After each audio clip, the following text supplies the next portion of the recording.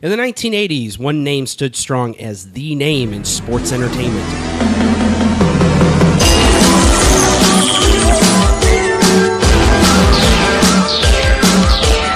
The recognized symbol of excellence in sports entertainment. The World Wrestling Federation, better known as the WWF. Truly, this was a golden age for the company as it provided entertainment on several fronts. It was an international phenomenon, and the kids, they loved it. One kid loved it so much, I gave her her own birthday episode revolving around it. Hi, my name is Derek J. Hoover, and this is Shawna's WWF Cream of the Crop on Yesterdaze. So, what would you little maniacs like to do first? 69, dudes! Well, there's your problem right there, Vern. Hey, Willie. Cowabunga! Goonies never say die! I know you are, but what am I? I know you are, but what am I? And knowing is half the battle. Autobots, roll out. Thunder! Thundercats! Gordon's alive! Oh, yeah!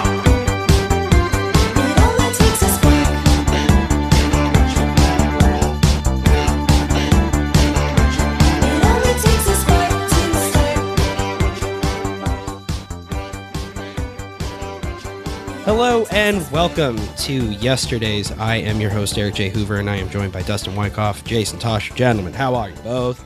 The powder keg is ready to be lit. Oh, yeah. Talk wrestling. And I'm here too. I'm Jason. And I'm angry and ready to wrestle. Yeah, ready to wrestle. Throw a chair. Show us how serious you are. No, we don't want to disrupt the flow No, of the house. I do like the flow of this house. I'm not a violent man, Thank but you. I might get a little rowdy later. We'll see. Get a little bit rowdy. What do you have in? What are you thinking for this episode, Derek? What's running through your He's mind? got 30 pages of notes here, so we're Do going you to have go notes for this over episode? the history of WrestleMania, Guideposts. I just have guideposts. all the matches. We're going to talk about all the superstars, Here- their origin stories. Anytime the Here word is- wrestling is mentioned, Derek's always like, I don't know anything. He's always quick to say, I don't know anything. Tell me what I need to know. Tell me, teach me. Right? Teach me. Yeah, you always say that. It is a blind spot for me. I have a very, very superficial amount of knowledge of it. This one page, Yeah. that is literally my notes for this. Your I have my page. your lady love, your longtime GF is demanded this happen. No, she didn't demand. She honestly How did this come to be? Because up to this point, you Is this you her have Mother's Day present or her No. birthday present? birthday? So you mentioned So the she's opening. getting Yeah. nothing else. Nope. Smart. Okay. Smart. But like You learn a thing or two after 10 most years. of the stuff boys. here that we talk about, you have a pretty solid knowledge of. for the most part. Not the case here at all. Not You're a doing lot. it for her birthday, but how did that come together?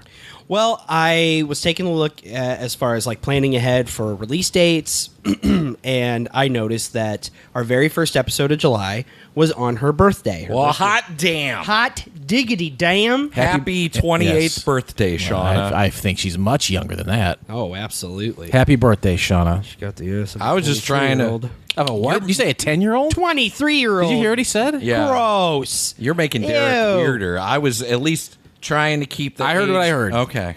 All right. Well, you heard gross. You need to clean your I made her ears. young enough that I'm not the Crable robber that you guys Right. accuse me of being. 'Cause there ain't no sheriff here at Cradle Yeah. Robbers. She watched a lot, though. She was a fan back in the Loved day. wrestling. Oh, my God. Yes. Yes. What She do you know was. when she jumped on and when she jumped off? She jumped off around the Attitude Era. Oh, like- that's unfortunate. like that. That just wasn't her jam. She says, I like bad wrestling. That's what she said? It was mostly her childhood. Yeah. Mostly like, the cartoon character era. but yeah. Like the golden age of it. Into the 90s some, but mostly that vintage Yeah. 80s rock and wrestling. Once kinda it got era. like a reality spin on it and a Yeah. more real world aspect, definitely worked for a lot of people and some people that weren't into wrestling Yeah. at that time. But yeah, Like she wasn't big on the I Monday s- Night I Wars. stuck that was with it. What, mid-90s? she didn't. So clearly that was a divide that some people didn't continue on. But Yeah. our conversation today is mostly going to stick to That era. for the most part, that golden age era. For the most part. So Which, if there just was gonna out the be, gate, no DX. Yeah. and- Yeah. If there was going to be an era that I was going to like research and want to get into and learn about, it would probably be that era. Yeah. I did have a period of time where I was kind of into wrestling because my girlfriend at the time was, and she was all about Monday Night Raw and oh shit, what was the other one? Nitro. Nitro, and that was on what, Wednesdays? Those are both Monday night shows. And then he had There's Thunder and SmackDown. and SmackDown. I'm sorry, I was thinking of SmackDown. So they're both WWF joints. Yes. SmackDown and Raw. Those are the two big shows. And she liked watching those, and I kind of got into it for a while Yeah. and watched it, and it was interesting. It's but a male soap opera. With yeah, pretty athletics. much. rope opera. Rope opera. Ah, that's good. Gentlemen, do we have anything from either of yous to report at the top of the show? How were your Father's days? Well, we moved today's recording to accommodate Yeah. Dustin's Father's Day. Can He you had a talk? kerfuffle. How'd that go? So this was the first Father's Day that I didn't actually see my kid on the day. Oh, no. So we've hit that point, and I gotta say, 21 years consecutive. That's a good run. That's a good run. That's a good run, dude. I can't complain. She lives 45 minutes away now, but her boyfriend, her live-in boyfriend, who they just moved to their second apartment, which I got to see today, twice the size. It's very nice. She's got her office, bedroom. There's separate bathrooms. Good for they're doing them. good for Good for them, a man. young couple. That's right. And it's in a nice area. So It is so strange to hear this, and I know. was just thinking about this the other day. 'cause she's I older still- now than I was when we lived together. Exactly, and I'm Or right at I'm that age. picturing in my head little baby Drew. Yeah. Yeah. In our apartment, I remember the time, and this is squarely on my shoulders for having this in our fucking home. Your sword? She knocked over my sword. There's the reason we stayed at my parents on the weekends. Just so listeners know, Derek is the kind of guy that owned a sword. I had a sword. Was it a replica? I was with him when he bought it. I tried to talk him out of it. Was it like It was a sword? a good deal, though. What kind It was was like 50 Was it a bucks. replica of like a known sword or just like a?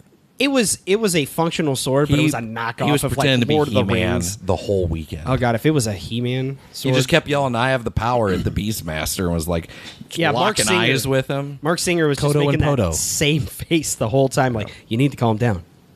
What was it though? Was it like an Excalibur, like No, medieval it was sword, very like a ninja Lord of sword? the Rings ish. Like, Okay. it was a broadsword, Okay. or a They're long short. sword rather. He was going to the Shire. Do you guys still have it? Oh no, I gifted it to my ex mother-in-law. She loved it, and she's like, I want to do something medieval for our front door. I'm like, you can have it. There you go. Derek goes out to do some hard narcotics for the night. You're at home. Do you play with the sword? No, No. I never did hard narc. no. Usually, Not I then. was with him. If he was in that kind of a situation, Yeah. Oh, you're both doing hardcore No, drugs. I was just with him. Oh, jeez. I'm gonna have to ask both of you to leave. No, Yeah. no. We just drank. So yeah, Drew is She's like, what, she's 2 got her at the own time, 3 adult at the time, and now life. she's got this big adult life. Yep. It's very cool. So she was in me Michigan feel for like a an old-ass wedding. man. Her boyfriend's sister got married. What part of Michigan? Stick in the mitten. The mitten. It was in the Mitten. It wasn't too far. They told me, and I had never heard of it. So I can't recall. But basically, they were going to be partying hard at the reception on Saturday night, Spaghetti. getting a hotel, and then coming home Sunday. So they weren't going to be back in time for our annual Wyckoff fish fry for Father's Day. So they came Monday night. They went over to Mom and Dad's. They got their fish. They got to visit, and then they came over and Do a visited fish with fry me. every year. Yeah. My dad used to have Son of a access bitch, to that this sounds private pond. Yeah. And he would fish all year. And Throw them in the freezer. and throw them in the freezer. And then Did your dad do a lot of fishing? used to. He lost access to the pond because the lady was in her 90s. And unfortunately, she passed and the property got sold and he lost his access. So the Wyckoff fish fry may continue, but they won't be Won't be fresh, quite the same. Caught fish. Okay. We will be buying them at the store. That was gonna be my I question. would totally go fishing with because I know that you and your dad would go hunting in the past. So I know your father was a hunter and a fisherman. Yeah, he's had to slow down a bit, being in his 70s and having a heart attack a few years back. But he still does both, and we get deer meat to cook with, and I make venison chili and venison. We use it pretty much as a substitute for meat. Tacos, you can have venison tacos. Sure, yes, you can. You remember? Oh God, you remember when we lived together? And that yes, dude, I do. Yeah. Okay, good. He had a sword. I did. Oh my God, I did. No, that dude gifted me 12 deer steaks. Oh, I don't remember that. You don't remember that? No, I don't. Oh God, that was tremendous. did you throw them on the grill? We didn't have a grill. Cooked it up real good in the skillet. Yeah. We had a Britney Spears cardboard cutout, but Yep. we didn't have a grill. Yep. You made your choice. I stand by it. What about you? Oh yeah, I'm good. Mm-hmm. Did you drill some? I holes in it? enjoyed going to the fridge every day. No, I didn't need to do that. I had a steady girlfriend at the time. Did she look like Britney Spears? And an ample supply of pornography. Yeah, I had a future ex-wife. Courtesy of Dustin. Yeah. All right. And the fine people at Gingoteek Video closing down. Yep. Clean them out. Do you think that's the first thing to go? Because obviously video stores really aren't a thing anymore. There's probably 100 left in the nation. Just boutique ones. Do you think that was a thing, though? One's closing down. There's a secret rush. Like the pornography is the first thing to sell. Yeah. Do you think so? Yeah. Oh, absolutely. I got some at Gingo. Every fucker with a members only jacket just showing up in there. I don't know what I didn't see, like what sold before. Right. I got it. It was an afterthought for me. I was making my way through the new releases and you started selling picking up a back bunch, room? and I was like, you know what? I've never been in the back room at this place. Let's go check that out. And yeah, I grabbed a few that caught my eye, and why Good not? ones. The only time Including I've the ever Alice in Wonderland purchased one. video pornography is when I'm out of town. Really? I think there's a weird shame that envelopes me, and I haven't done it for a long time. The need, you don't have to do it anymore. But like 15 years ago, I took a trip to D.C. and I think one time I was in Kansas City, and I was like, "Where's that?" And I went and bought a couple of DVDs. I don't know. I just don't want a paper trail locally leading back to me. I don't know what the mindset is. All you got to do is just go to adamandeve.com, and you can. That wasn't a thing back then. There's a certain local prominent Peoria lawyer that evidently didn't have any shame about walking into a particular establishment and buying a very niche type of I work pornography. next door to Lovers Playground. It's weird that Lovers Playground. What it used to be called before? It was Swingers. Swingers World. Swingers World. And then there was like brown. Is it brown Bag Video was somewhere down there. Is there the It's Green like- Door? The Green Door both was of down those. on Farmington. And there's- Road, isn't right there- over by where he Right, used but to not live. far from where I live, like close to the Lucky Lady, in a garden shop. Sure. Yeah. Yeah. Knock a couple errands out at once. So if you want to run down, you go pull a bumper you need off of Neil's You Pull and Save. What's up, Grace? Yeah. Half Price Wednesday. You jaunt down the street. You grab yourself some porno. Head next door. Get some begonias. Get some annual bulbs. Get some annual bulbs. Pop on down to Cruisins and get like an afternoon lunch special. I like that's the one you whisper. Yeah. You don't whisper the pornography. Speaking of porn, I'm sure there's wrestling porn. And surprisingly enough, I've never seen it. I have seen one. It's the only research I've done for today. Now I've seen wrestlers in porn. That I but have that's seen. not the same thing. No, they're okay. R.I.P. China. That's who I saw, and it wasn't. And Sonny. It's one where she's in a ring, and there's many men Oh my. dressed, and there's one dude. Is she She-Hulk in that one? I've seen her as She-Hulk. Maybe. But they're in the ring, and there's like a fake Doink the Clown. It's probably called like Dong the Clown or something. Oh, probably. There's a dude there's a skinny young guy that's wearing like a bald cap. It's supposed to be Mean Gene Okerlund. Oh, God. It is Peen Gene. It's not good. Oh, I'm sure. Pornography. That's not why you're watching. It's not high art. That's not what you're No. wanting to see. It's no pirates. Yeah. It's no pirates. Oh, I saw that one. But it does exist. Yeah, for sure. okay. Well, check that out, everybody. There'll be a link in the Sorry, show notes. Shauna, we derailed.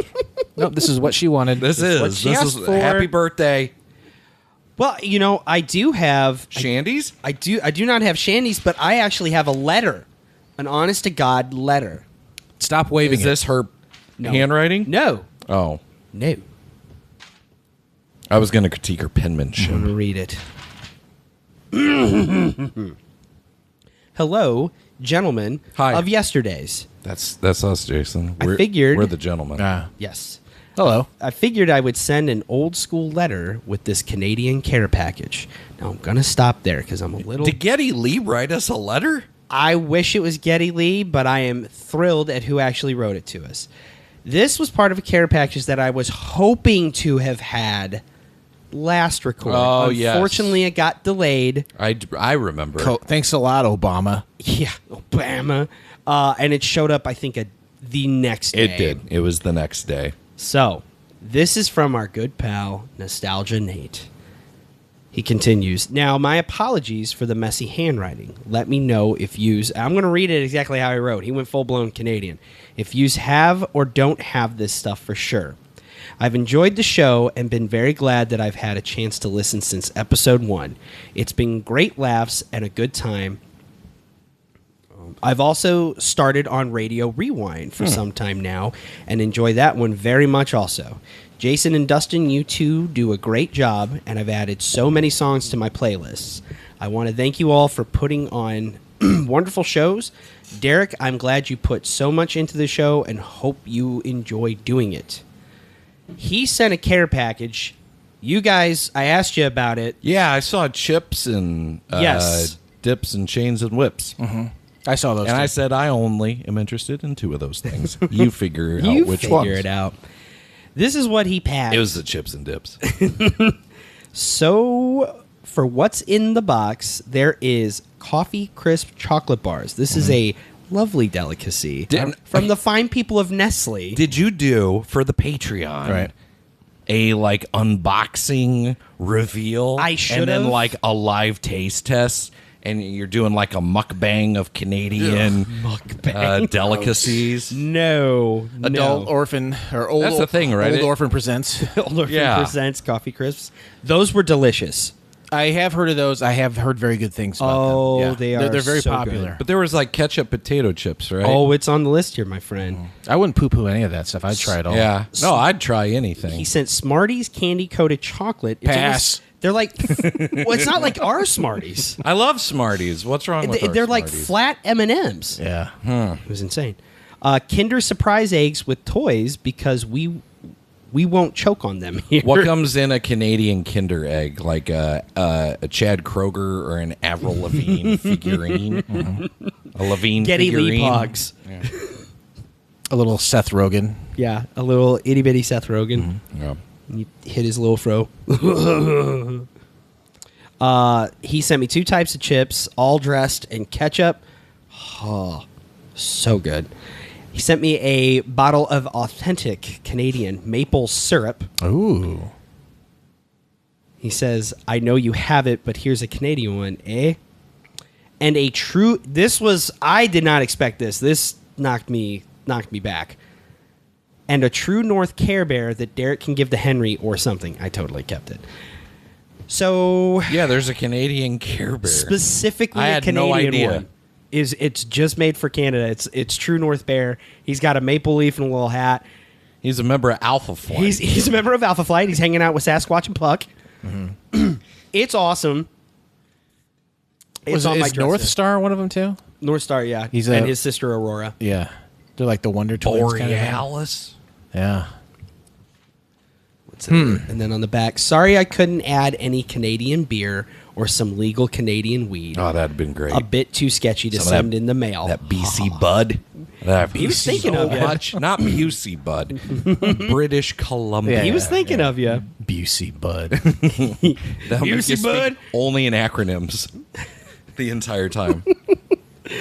Anyways, hope yous enjoy. Keep pumping out the episodes, and for God's sakes, we have no remember choice. to have fun, Derek. From Nate, a.k.a. Nostalgia Nate. That was beautiful. Very well that done. was very rad. I'm glad you they very have much. nostalgia in Canada. I I didn't know that. Yes, you don't know what's across the border. It feels like America, but it's not America. You don't know what's going on up there. So they might not have nostalgia. We don't know. The chips are in English and French because of laws. And thanks for listening to Radio Rewind, and I'm glad you're finding new music. That's truly what it is all about. And favorite Canadian band that I love that a lot of people don't, Billy Talent. Check them out. I already got Patron Mike hooked on them. They're great. Billy Talent. Billy Talent. They've been around for 20 years at this point. They're one of Canada's premier alternative rock bands. I'll do you one. What? Henry loves Upside Down by, was it A Story So Far, Story of the Year? Story So Far? Oh, yeah. Mm-hmm. They're not Canadian, though. Well, I know they're not Canadian, but you're talking about turning people on and stuff like that, just hanging out. And I cracked Matt Phillips's algorithm. He is on board with Story So Far after. Story So Far, Yeah. that's it. Sorry. And then, Derek texted me that day as well. So that's what it's all loved about. it. I love when something strikes a chord. That's the whole point. Henry wanted to cuddle up in the recliner, and he was like, Daddy, can we listen to music? I'm like, absolutely, we can. And I'm going through, and I saw it in my recently played. I'm like, you know what, buddy, let's check this out. Daddy really likes this song. Yeah. And played it, and I was kind of humming with it at first. It's like, Dad, stop. I want to hear this. Yeah, you off key. Shit. Shit. My this year, one of my Nice favorite drop, songs by the way. is the Slade song. Yeah, that's a good one. The Runaway. Runaway, yeah. Yeah, that's real good. I didn't know that one, and I bought that on vinyl since that episode. It is in the collection. No, you both have clued me into some hot shit. Yeah. So much so that I don't want to forget. I'll pause the show. I'll go look them up on YouTube. There you go. Let it play, and all right, now I have it. I can go back to the show. So, actually, in answer to something you mentioned on the episode with Brian DeJanes, I leave my truck running the whole time. Oh, yeah. And my volume is up loud. Brian is also a delivery guy. Yes, and he's on a different account. And we were talking about listening and whether or not you pause when you go make the delivery and come back to the truck. Nope. Yeah. If I miss something, or I didn't quite hear it, I'll take it back about 30 seconds. Well, there you go. Don't miss a minute. We got an answer. And now you know. And knowing is half the battle. But that's not what we're here to talk about. That is not what we're here to talk about. It's We are Shawna's here- birthday, damn it. Shawna's birthday. How old is she? Can we say her? 28, I said. 42. 42. 42. Same as me. The Jackie Robinson year. Guess what, Shawna? It's the shit. Make it a good one. It's all up to you. You know? Yep. I keep getting older, but I'm not stressing about it. Yeah. You just got to approach it. Who cares? Roll with the 40s punches. are the new 20s or something. That's what I always say. Something Yeah. like that. Well, like we said it earlier, this week's episode falls on Shawna's birthday. Wrestling was very popular in her house. Her grandma always made sure pay-per-view events were purchased so the kids could enjoy them. That's awesome. And it was one thing her and her siblings could all agree on because those fuckers fight like cats and dogs. And that was back when there were only like 3 a year. Oh, really? It was a big deal. Oh, it was- You only had the majors. Was there only 3? It was Royal Rumble, WrestleMania, SummerSlam, and Survivor Series. That was it. And then I know those are what we call the big 4 now. yeah. But I can't believe those are the only In 4 the in the year. mid 90s is when they switched to the monthly, and A lot of they the never in looked your back. houses. In your houses, yes, and then those eventually became flagship reoccurring ones like Money in the Bank and whatever that still exists today. Bad Blood. But back then it was only 4, and SummerSlam was like it premiered in '88. Royal Rumble, I want to say, was around 88, 89. So it was only WrestleMania. First Royal Rumble winner? Hacksaw Jim Duggan. You're damn right it is. Yeah. And that wasn't a pay-per-view. learning And it so wasn't much already. it wasn't It was like yeah. on USA or something. Yeah, that's right. So, yeah, it eventually became a pay-per-view and became my favorite. And I will talk about some Royal Rumbles later Yay. for sure. But yeah, it was a different time. Yeah, it was. You looked forward to the big pay-per-views because storylines were built up for like 3 to 4 months. So there was something. These are the big payoffs. Yeah. Yeah. A lot of times in wrestling, Almost like a season finale or some shit. what the fan wants, even though everything is predetermined, what the fan wants is to see 2 wrestlers fight each other within the confined rules of that match style with no interference. A clean match is what they call it. That's what we want to see. But so many times in a feud leading up to a big pay-per-view where that beef is almost kind of settled, you get a lot of chicanery. Yeah. You get a lot of things people, chicanery. Yeah, you get someone slipping in a chair or a buddy comes out to help, but it's usually that last match at a pay-per-view. It's like you get to see these guys straight up go one-on-one, mano-y-mano, and that's what you're paying for. Yep. And now you don't have to pay for it. You just go to Peacock and you watch it monthly. It's the greatest thing that ever happened. And that's sometimes all I watch is just the monthly pay-per-views. Yeah. Sometimes I'll watch Raw. Well, I am curious. Obviously, this episode is for Shawna, but Derek not really having much knowledge. Do you have questions that you need answered? I'm gonna have me some questions. I don't know if you have anything preloaded that we can knock out before we start rolling. I do have one preloaded. Okay. I do want to say, as we do with nearly every episode, our number one song and number one movie in honor of Shawna's birthday. The number one song on her glorious day of birth, Ebony and Ivory by Paul McCartney and Stevie Wonder. That's season 1 radio rewind right there. It's on 82, July of 82. I don't care for that song. It's not a great song. No. I don't love it either. I voted against it many times. The only good thing about it was Piscopo and Murphy. Yeah, it was number 1 way longer than I expected it to. Agreed. Number one movie. I love this movie even to this day. E.T. I was gonna guess My man. I do you remember me telling you I have a feeling this is either this summer or this fall. That's going to be the sweet spot to finally actually introduce him to it. Jackson was gave it a shot with Henry 5 or 6, I think, and he cried. He got really sad during one part, but he came around. He freaked out a little when E.T. and Elliot first meet. E.T.'s fucking ugly. Yeah, I don't like find a little him goblin in attractive. a cornfield, and they scream at each other. Creeped me out as a kid. As an adult, I think he's ugly. Sitting in my lap, and he goes, "I don't want to watch this, Daddy." Yeah, and then he makes those very noises. quickly, very calmly. I was like, "Oh!" I pause it. I go, "What's wrong?" He goes, "This is scary, Daddy." But he gets drunk. That's the good part. I think he's right. I don't know that he's ugly. He's scary, especially later when you're like, "Oh, okay, E.T.'s cool. He's a buddy," and then like he turns gray. Yeah. That's what freaked Jackson. There's some weird shit in there. That'll mess with you as a kid. Yeah. I think your sweet spot We waited to watch a little it while. is about 6, maybe 7. I saw it in the theater, and I remember being scared. Yeah. He loved it, though. He got an E.T. stuffed animal for Christmas that year. I was 8.5 months old. God, I remember like it was yesterday. Yeah. God. When that grow bike up so fast. goes across the moon. That's the one ride at Universal that has remained. That is really? an OG It's still attraction. there. It is still there. I was rode just it thinking about that ride last the summer. other day, man. It was my first trip to Universal. You're on a bike? And you're on the You're bike. on a bike. It is so dated, but I loved it. It works. It's still fun. And I need to do that. God, does E.T. still say, like, as your car goes by, says bye to everybody on your car? Yes, they ask you your name when you get on the bikes. Yep. We rode that as a family. It's kind of a neat Right ride. after Simpsons. It's so fucking cheesy. E.T. says goodbye to your name. Yeah. Goodbye, Dustin. Goodbye. Yeah. Says all your names. What if you got like a weird name? Melchizedek. Meshach. What if your name's Bendigo? Shadrach.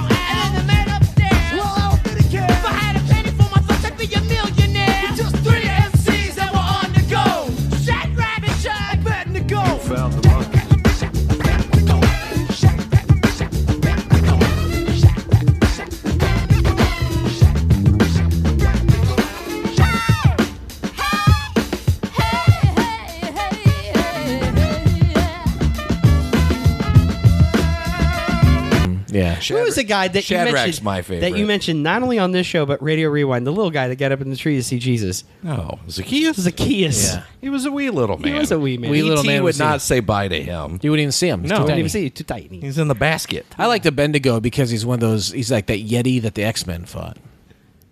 Isn't that him? Wendigo? Be Oh, Wendigo. whoops. Is he Canadian? Oh, Yes, yeah. he is. Yeah. Big time. Yeah, Nostalgia Nate knows him. Nostalgia Nate He's knows his all about him. co-homo. He's Yeah. he is naked, right? Wendigo is naked usually? Naked with some hair. Jason and I got to see a band called Coal Hollow, and I tried to get a co-homo chant going, and everybody just kept looking at me weird. Can't imagine why. Yeah. Okay, They don't so- have a song called Monster. I thought it was a wasted opportunity. Wasted opportunity, 100%. Here is... That'd be my wrestling gimmick. I'm the Coal Hollow Monster. Hello, everybody. You got enough hair for it. Yeah. Coal Hollow Monster.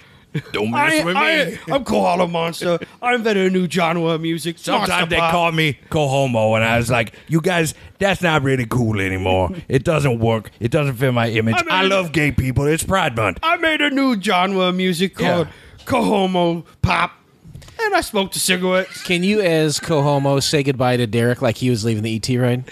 Could you? Goodbye, Derek. Have a good day in Universal Studios, Florida. Man, that would be a tremendous ride. Co-homo. You ride the co-homo? No co-homo. No Cohomo, Derek. Here is my front-loaded question. Yeah. How... Because I know wrestling, you see it in different movies. I know it existed and was televised well before WWF. I think a prime example... Well, it was a territorial business. I back knew in the that day. much. It was like and different then Vince turned it territories. into a monopoly, essentially. Okay, because I can recall episodes of that 70s show where they talk about it. Silver Bullet. That's that hurt my parts before Yeah. the shithead dad gets ripped apart by werewolf.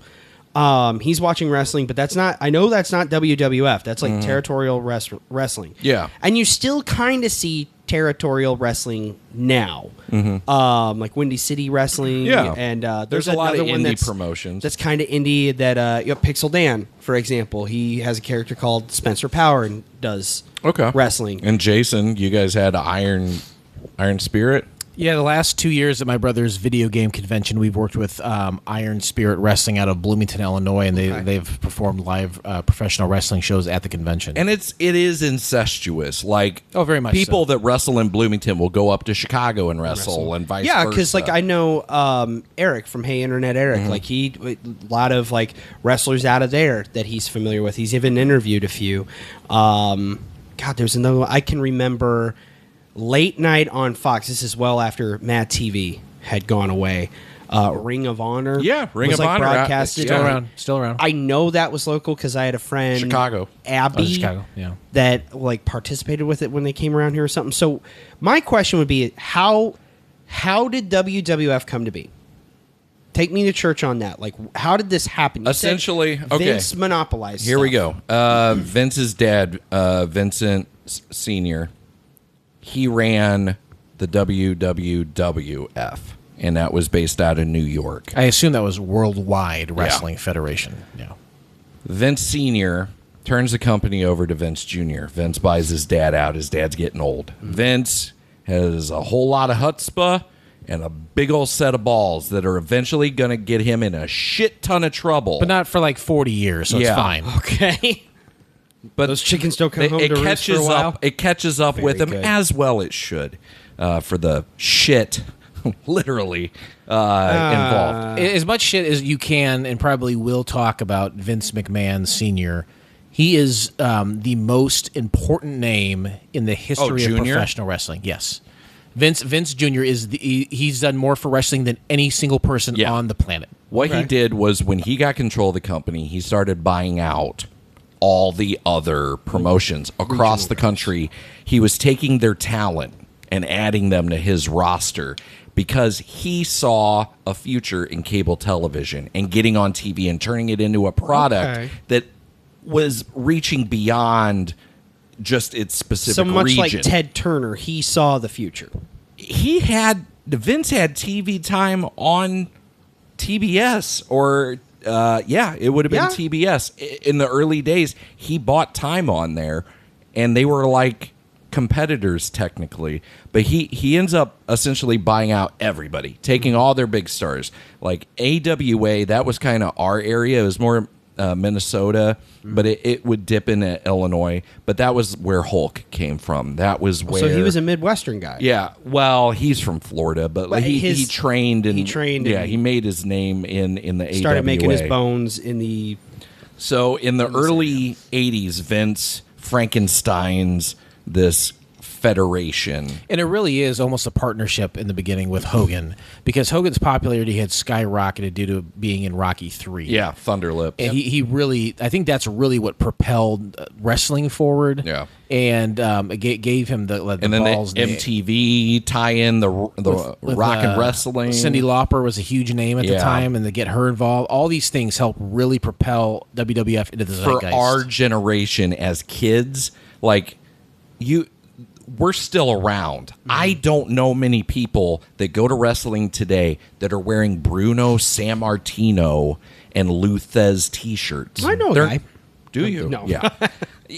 Those fans probably don't relate to what they see because it's changed so much. But the kids that were introduced in the 80s, they've stuck with it because that's when it turned a corner and it really became sports entertainment. Okay. Now you mentioned his role, Hulk's role as Thunderlips in Rocky 3. Yeah. That's also the one with Mr. T. Clubber Lang. Yeah, that was the and they beginning were of 3. involved in the WrestleMania 1 main event. They were a tag I'm still team. pissed off that I slept on that Mr. T. Hulkamania figure. Yeah. I need to track that down. But that said, Rocky 3 then, does Rocky 3 predate... Because Rocky itself came out in the late 70s, yes? The first 77-ish? I think 77? I'm not mistaken. Maybe? 77, 79? I associate the beginning of the Rocky franchise with the 70s. I know it hit a stopping point in the 80s, early 90s.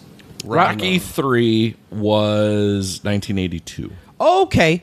So Rocky 3 then kind of predates when WWF really started... Yeah, and I think coming together as we. I think know Vince and probably more so Hogan got a lot of shit for being in Rocky 3 because after they have their fight, Rocky the fighter versus Hogan the wrestler, Hogan's backstage saying, "Hey, that was great, man. That was a great show we put on." Kind of breaking kayfabe in a very early setting. But back then it was so solemn that if you were a bad guy, you could only hang out and travel on the road with bad guys, and likewise with the faces or the good guys, because they didn't want people to see the good guys and bad guys. Yeah, that's why Hacksaw and Iron Sheik got in such hot water because they were a bad guy and a good guy. One was like the Iranian. The other is Mr. USA. They were traveling together and got busted with narcotics. So it was like, yeah, what's going on there? Yeah, you had to keep kayfabe. And that they broke that in 3. But it wouldn't officially be broken, I think, until probably like the late 90s when it became more prevalent, when people widely accepted that these things are predetermined and that this is a show. But back then, it was very sacred, and they broke that in 3. Really? Mm-hmm. Learning. There you go. Well, I want to start with Shawna's favorite wrestlers.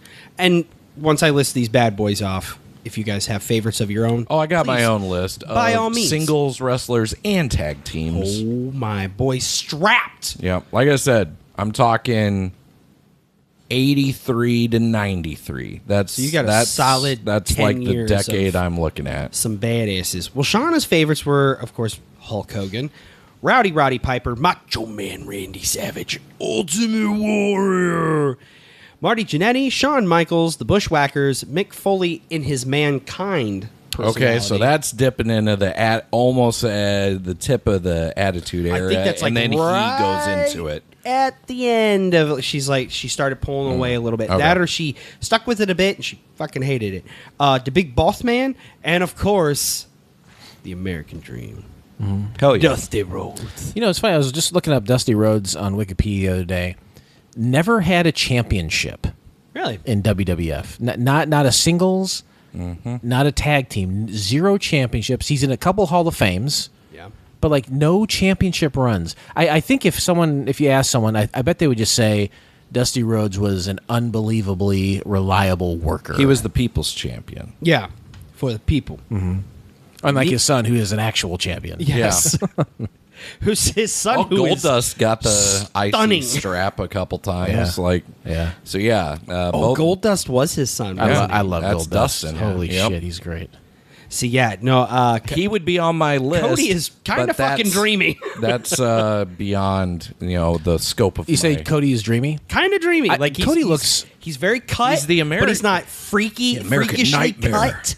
Yeah, no, he's got not. He's that not coif roided of out. hair. He's got those bright blue eyes. Like When I look at Cody Rhodes, I think his wife is. Very when nice, people too. say that there are secret lizard people, I think about Cody Rhodes. Really? I feel like he has almost like lizard slee stack sort of features. Stack. Nice pull.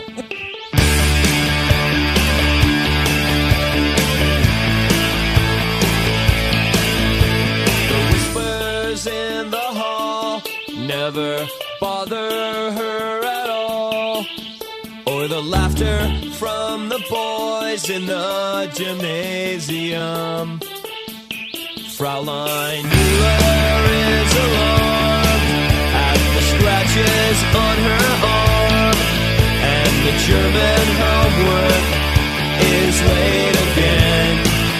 Oh no, she's a slee stack. She's a slee stack. She's a slee stack. She's a slee stack. Slee stackian in nature. You think Otis is Chaka? What's that? Otis. His middle name is Chaka. Is it okay? It's Cody Chaka Rhodes. Fun fact: you know who originally played Chaka in the 1970s? Sid and Marty Krofft. Yorma Tacone. No. No. Eddie Vedder. Eddie Vedder. Not a joke. The musician. Yep. No. That's a Marilyn Manson rib removal. No. Pfeiffer. That's some fucking Wonder Years shit right there. And my brother-in-law Eddie Vedder used to routinely play basketball with Eddie Vedder whenever he was back in Chicago. Yeah. But he didn't know who Eddie Vedder, because Robert wasn't listening to grunge. He was listening to like LL Cool J and shit. So he had no idea who Pearl Jam was. He just like, oh yeah, that's Eddie. We shoot hoops whenever he's in town. He leaves He's town a Chaka. lot. He's Chaka. According to a VH1 before they were stars.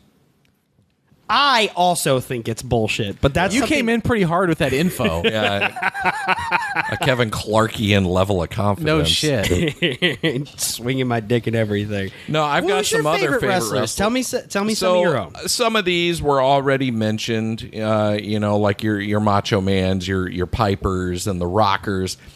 I don't recall hearing Mr. Perfect, Kurt Hennig. I loved him. One of the best workers in the business. He could put anybody over and make them look like $1 million.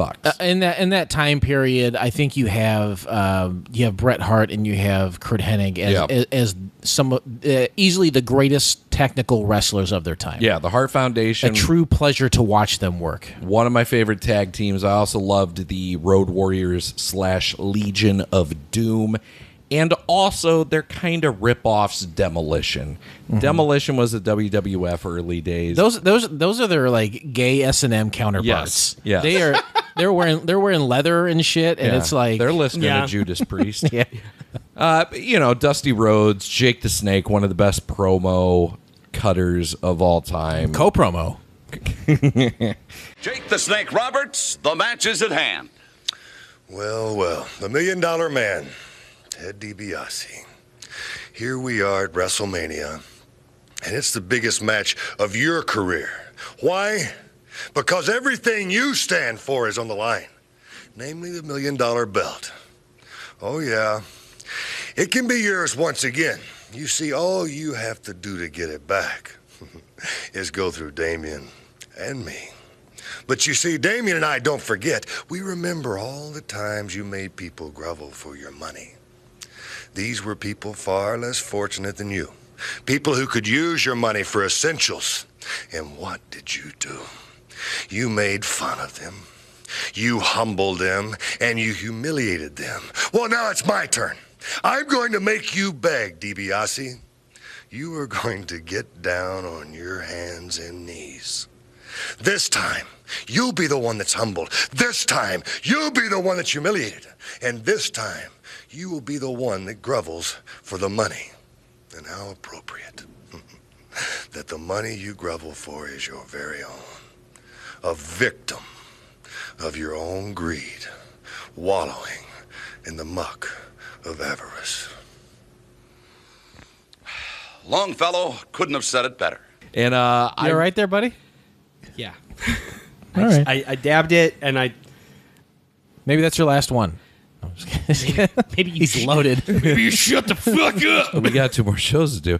The Texas Tornado, Kerry Von Erich, when he finally made it to the show. The Von Erichs. Now, that's what that Iron Claw correct. movie was based That's on. WCCW. Okay. Ever since I was a child, people said my family was cursed. Mom tried to protect us with God. Pop tried to protect us with wrestling. He said if we were the toughest, the strongest, nothing had ever hurt us. I believed him. We all did. Morning. Pants tomorrow, please, David. Kerry, I want you to join your brothers in the ring. Yes, sir. I love that. Now, we all know Kerry's my favorite, then Kev, then David, then Mike. But the rankings can always change. What do you want in life, Kevin Von Erich? More ribs? I want to be with my family. You know, be with my brothers. What do you like to do with your brothers?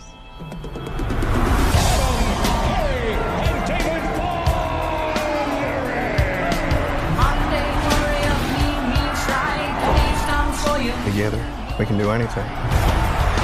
We're here to restore justice to the Wrestling Federation that our father built with his own 2 hands. The hands that were passed down to us. The hands that will deliver the Iron Claw to you. So what do you think? Like we're alive. I love your family, Kevin. You gonna be an uncle? Yes, sir. Oh, man, that makes me so happy. I'll talk to you about something, Mom. Dad's too tough on us. You gotta say something. Baby, that's what your brothers are for. Feel that? You feel that? That's pressure. You push it too hard. I'm fine, Kev. Seriously, I'm just sick. I'm scared, man. It all out of control. That's a terrible accident. I should have stopped him. I need to think about my family. Your job is to wrestle. Live up to that deal, or we are through. I told you to look out for him! I just love being out there with you guys. It's the only thing that matters to me. The Bonner will forever be the greatest family in the history of wrestling.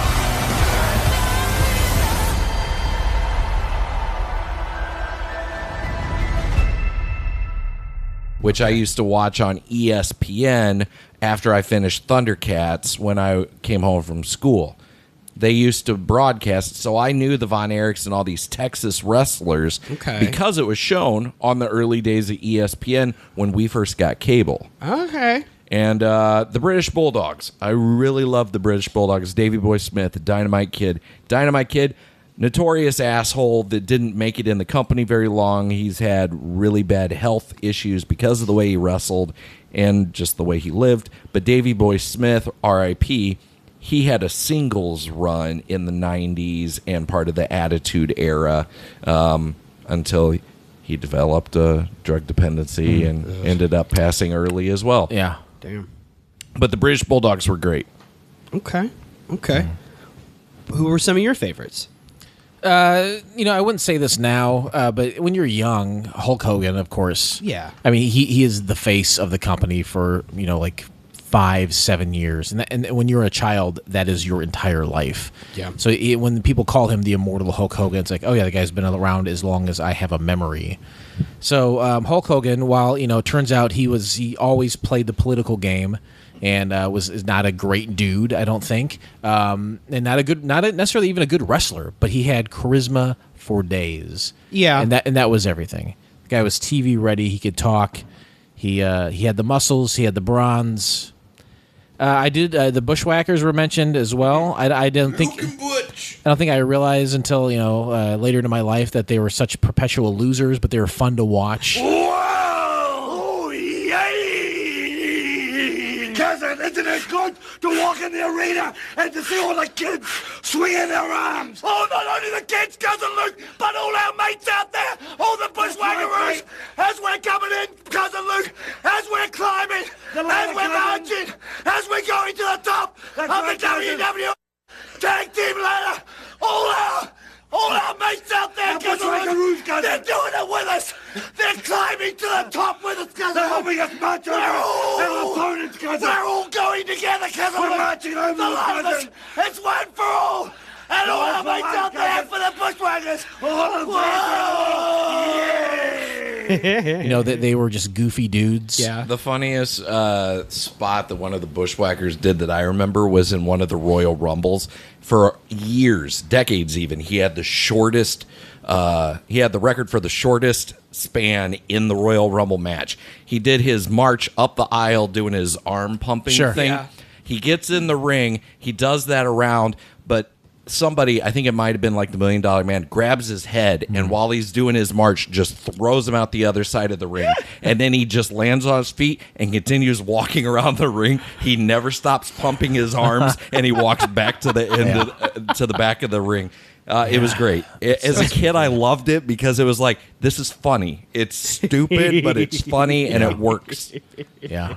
I always thought those guys were fun. I think Santino or somebody broke his record and got eliminated quicker, but it was... Is that the guy with the snake arm? Yes. Oh, jeez. That's what we call a lull in professional wrestling.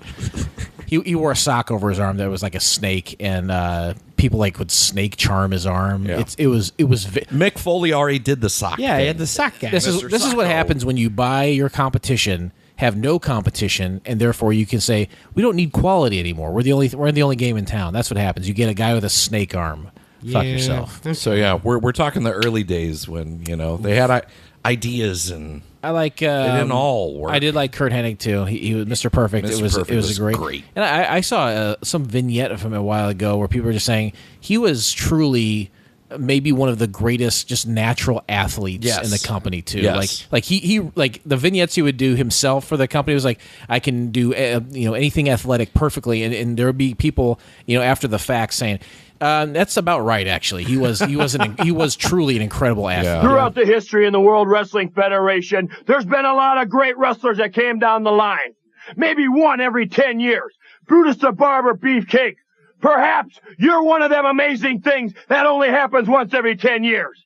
But what you're looking at in Mr. Perfect Beefcake is a man that comes along only once in a lifetime. And Brutus the Barber Beefcake, I've got a mind on me that never forgets. It's perfect as well. And I never forgetting you, Beefcake. I know everybody out there wants to see the perfect golden locks fall to the mat and be in the hands of Brutus the Barber Beefcake. Well, Beefcake, you remember one thing. I'm the greatest athlete. I'm the greatest wrestler. I'm Mr. Perfect. He would always do that thing where he'd chew the gum and then he'd spit it in the air and then smack it with his hand. Yeah. I tried doing that every time I was chewing gum and I was over it. Like as a kid, I was like, I want to do the Mr. Perfect gum slap. It took me way longer than I would care to admit before I finally got it. And I was like, hot damn, I finally did it. And he would do it every time. That made me appreciate like just that little thing was still hard for me to do. And then he's doing all that wrestling on top of it. Damn. He is Mr. Perfect. Yeah, him like I said, Bret Hart, him, and then like guys like William Regal or Chris Benoit, who were just such tight.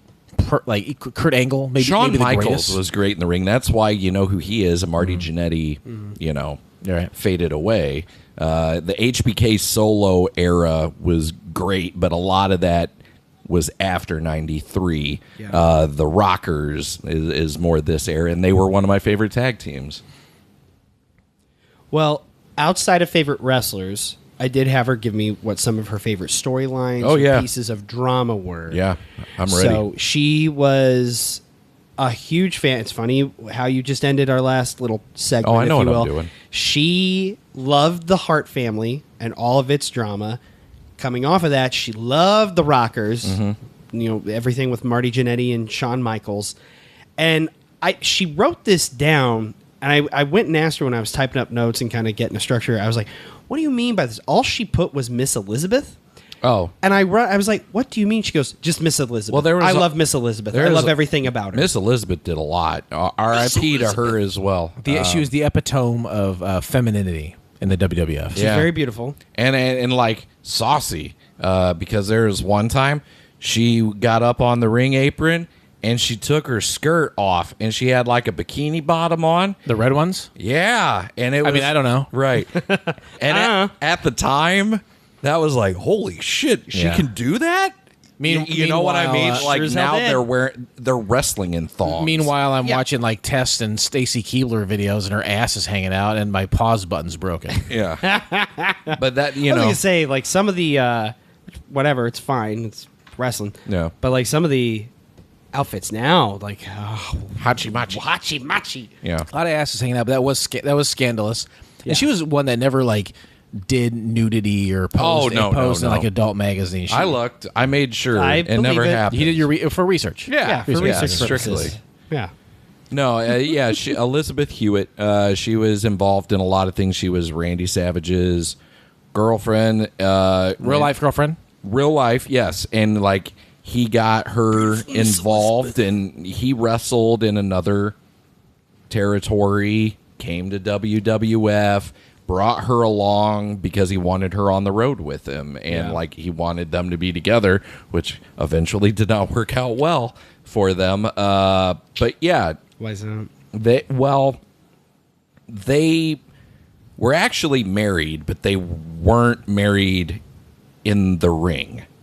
So for a long time, like there were backstage dynamics that were starting to bleed over. I think it's the first time. The Attitude Era really dipped into this, but where they brought real life drama into the ring because Savage was incredibly jealous. Anybody gave any attention to Elizabeth, he had a problem with it. I'm calling you out, Crab. He thought Hogan and her were a little too friendly at times, and they ended up using that.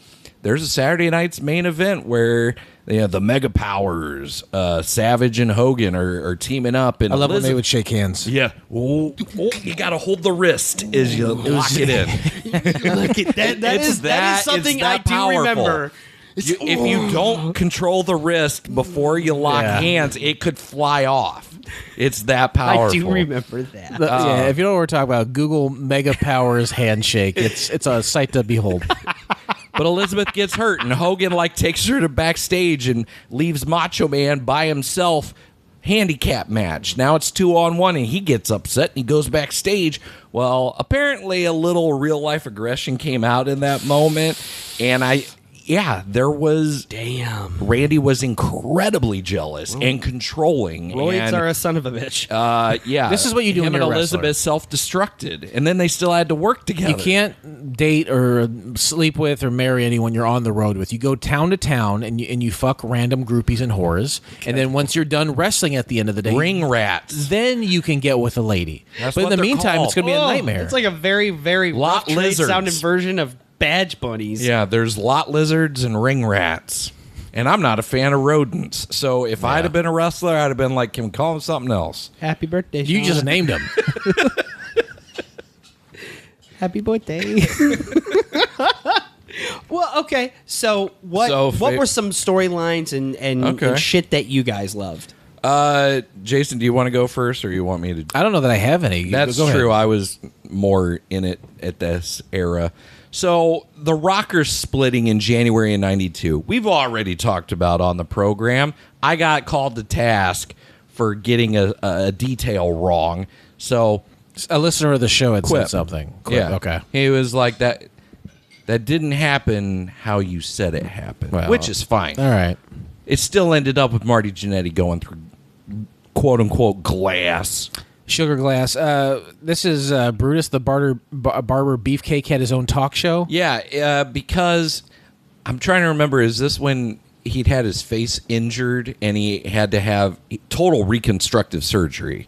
Was he a different guy? From a came back? parasailing accident. Like, it shattered his face. Oh, for real? For real. Oh, okay. He was getting ready to get a push in an Intercontinental Championship run. He's parasailing on a weekend off, and obliterates his face. Jeez. He collides with like a boat or something while he's traveling.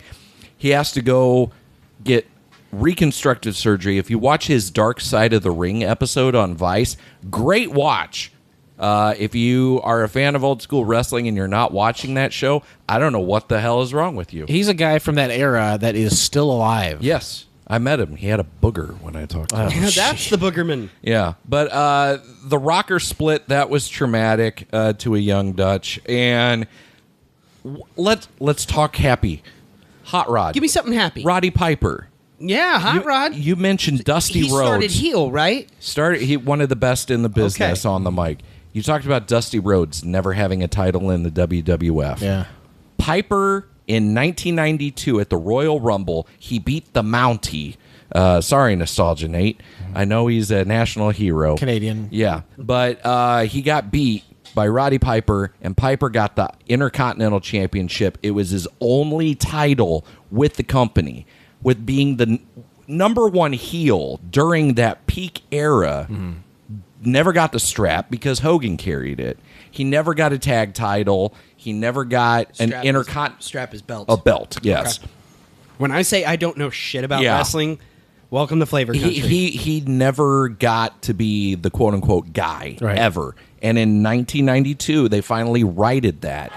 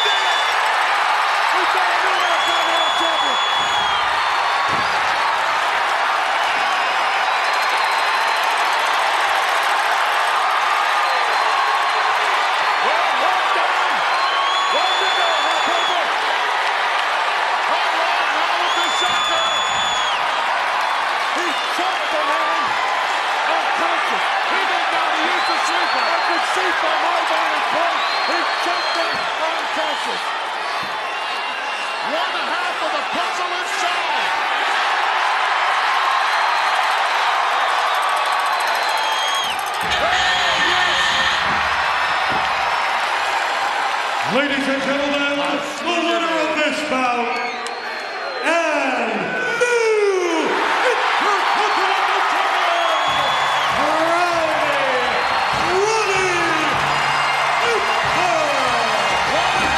Piper.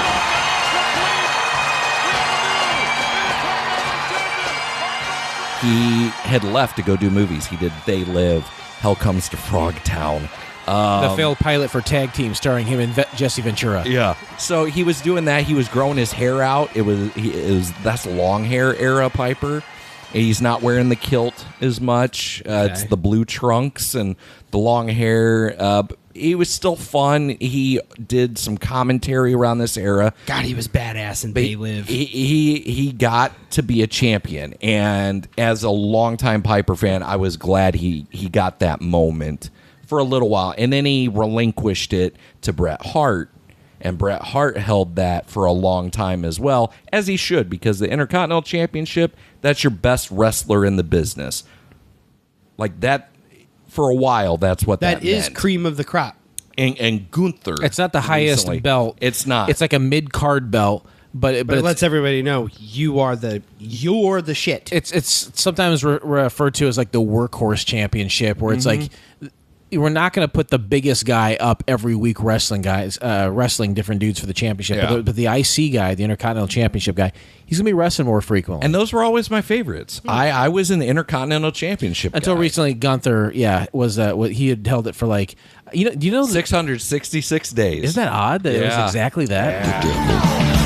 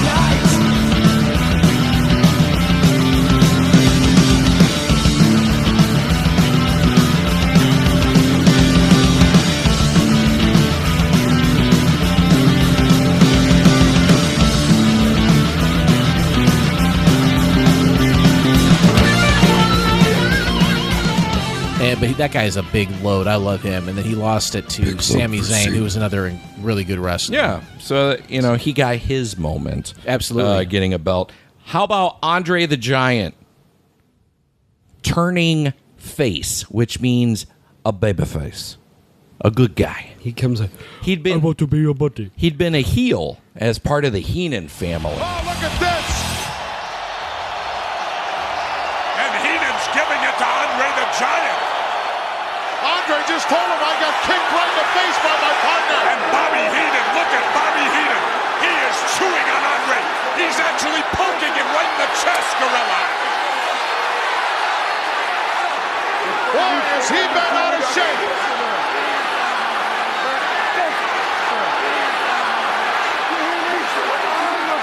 Wow, he could be making a mistake of a law. Oh, look at that. He slapped the Giant. Whoa! Bobby Heenan making a grave mistake. I think he actually slapped Andre the Giant. Slapped him right in the face. That could be the biggest mistake of his life. Look at the fans. He's panicking now. Oh. Andre just paintbrushed him. Whoa, roundhouse right.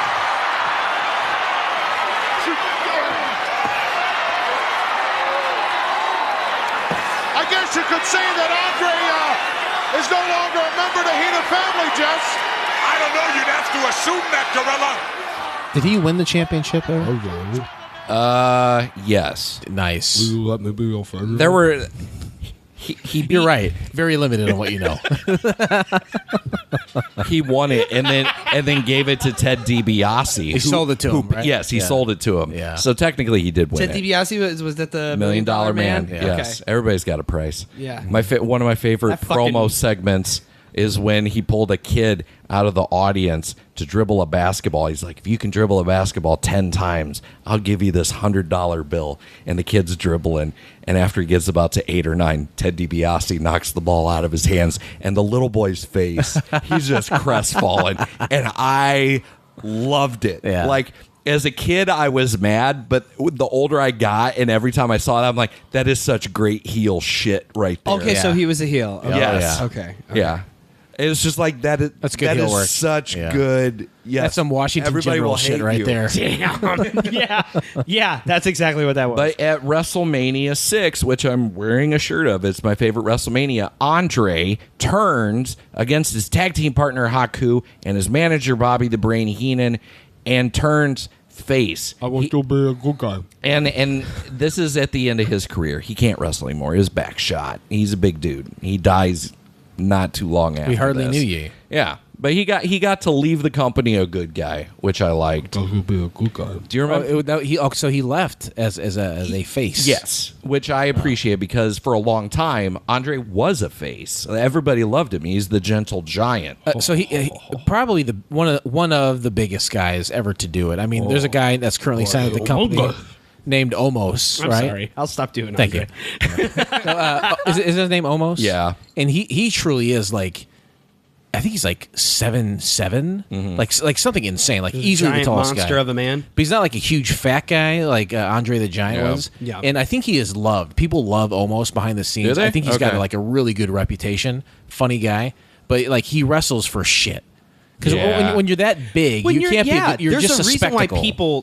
Paul White, the Big Show, he was a decent in-ring worker. He was a guy who's They billed him as being Andre's illegitimate child almost. Yeah. When well, he came his out. weight fluctuated wildly. Yeah. and there were small windows. I do remember that guy. When he was trim and he could do okay work. Yeah. Yeah. But more than anything, Paul White is a spectacle. Yeah. Yeah. Like Omos, And like people like Giant him. Gonzalez, Well, like most the of Great these Khali, like all these guys are just giant big people, guys. with the exception of like a giant, wiry, lean basketball player. Even then, they have a limited amount of time on the court. They're lumbering. It's hard. They It's lumber. 10 times harder on their body. The world's tallest man from Alton, Illinois, Robert Wadlow. He died young because it I've beat the seen a shit out of his statue body. of him. Of course. There's no. It's incredibly Find me an 87-year-old guy who's 7'7". It doesn't happen. You will not find that. Yeah. It's incredibly stressful.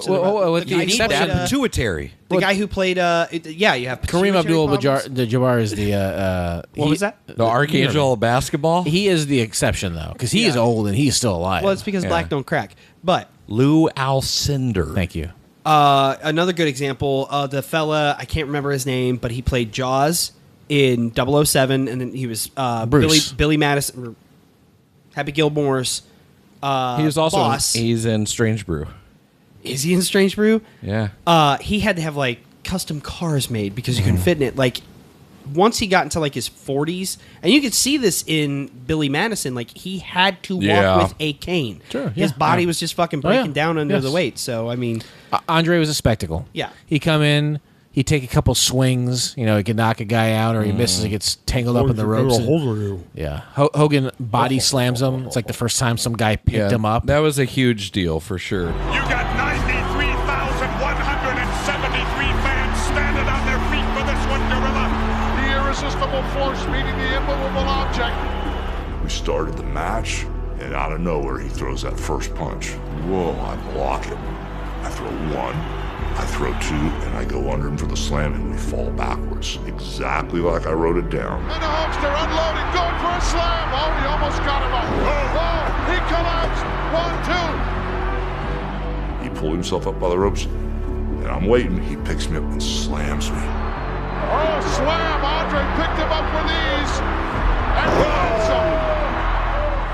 Then he stood on me, walked over me with his foot. Exactly what was written down there. The whole match was built around Andre's limitations and Hulk Hogan working around Andre. Andre couldn't move. His back was really bad. He probably should not have been in the ring. Oh, the bear hug! It was a very basic match. One of the key spots in the match, actually one of the most memorable spots, because it was like 4 minutes, Andre grabbed him a bear hug. Usually when he grabbed the bear hug, I'd jump up and he'd hold me up in the air and ragdoll me. I wouldn't let him do any of that and made sure I stood up straight so he could stand up as straight as he could. The Hulkster just withering away here. One more time, if that arm drops, it's over.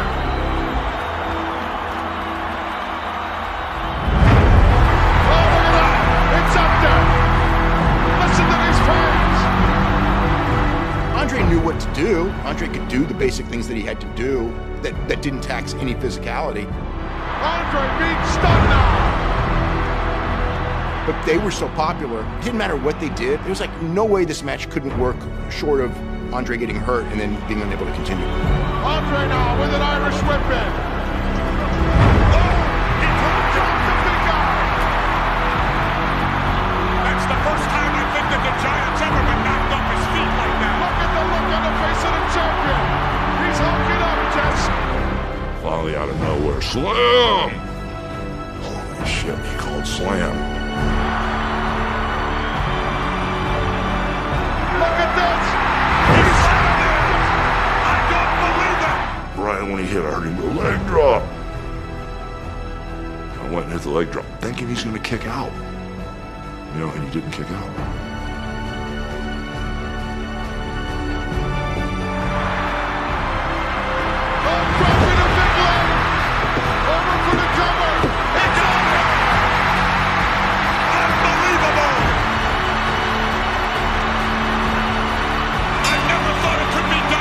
Do you remember when Jake the Snake was blinded by Rick the Model Martel? Now, hey, don't you worry about the model none, because he's just out here making sure, hey, you're over, I show you do as I say.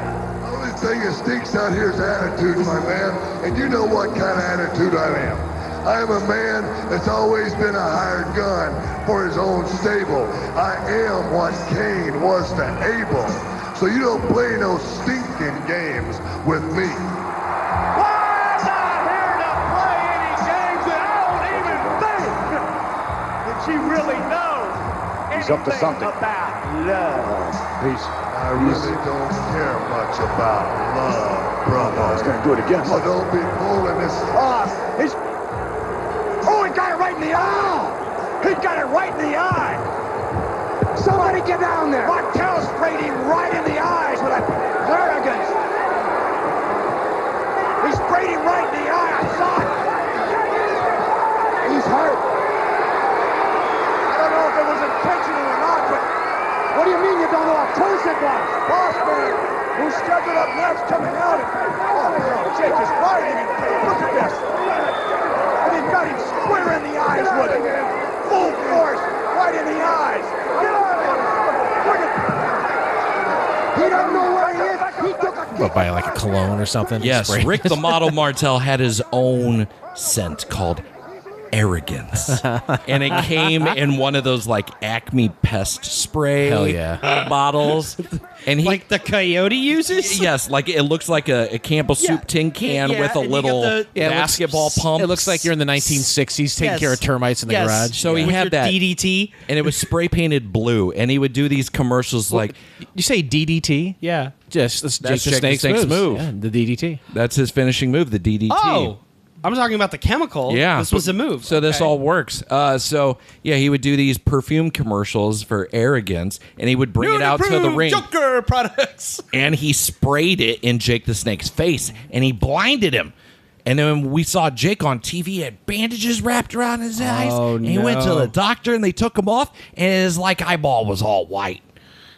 They had a contact lens on it. Okay, because I was just going to ask. I thought Jake the Snake Roberts was a blind man. Jake the Snake was not blind, but he was blinded by the arrogance of Rick the Model Martel. And he said, you know what, at WrestleMania 6, I'm going to challenge you to a blind man match. And this had never been done, and it's never been done since. And they had bags over their heads. Bags? Black bags. That they could easily see through. Because Rick the Model Martel, he had sight, but Jake was blind. So he's like, I want us to be on an even playing field. So we're going to have bags over our heads. Terrible. As good as Bart Gunn and Butterbean, as good as Roddy Piper boxing Mr. T. Jake ended up winning. These are garbage matches. Because he would point. And he would the audience, and the audience would start cheering. Oh, you showed me clips of that. It did get the crowd involved, and it's a shitty match, but it works. And he finally gets a hold of him, and he DDTs him into the mat, pins him, and I remember loving that whole storyline because you're as a kid. 'Cause I love Jake the Snake. Yeah. I thought he was Shawna loved him too. There's a guy performer. like Keith Richards who should not be alive. Yeah, still alive. And I met him. I got to meet him years later, and he's with AEW right now, I think. Right? Is he? I don't know so. how Jesse Ventura is still alive because I saw him addressing. He's got help from the Illuminati. Oh, yeah. And then the Undertaker, he came out in 1990. I don't even want to start on Jesse Ventura. So that was a pretty big deal. Questions. I'm just asking questions. If you want to go down the rabbit hole with me, I'd be happy to do it. I can personally introduce you to the entirety of the Illuminati. I was watching Royal Rumble. 9/11, I'm not saying he was actually there. But if you were to tell me that George W. Bush was at the side of the North Tower with an Acme plunger, I would not be the least bit surprised. I was watching Royal Rumble. He was wearing a Mickey Mouse sweatshirt during that pay-per-view, doing commentary. I'm like, what the hell are you wearing? This is pre or post strike, or not strike? Unionization. That was his thing, right? Oh, I don't know. This is 1990. You know about the unionization thing, though, right, or not? Jesse the Body Ventura, great on the mic, great personality. Not anymore. Flamboyant, and he's a big name. He was just superstar Billy Graham recycled. So is Hogan, right? Yeah. Jesse, big name at the time, he wanted to unionize professional wrestlers to protect the wrestlers, and Hogan ran and told Vince, and so I got Jesse fired and out of the good graces of the WWF for a long time. Really? Mm-hmm. Okay.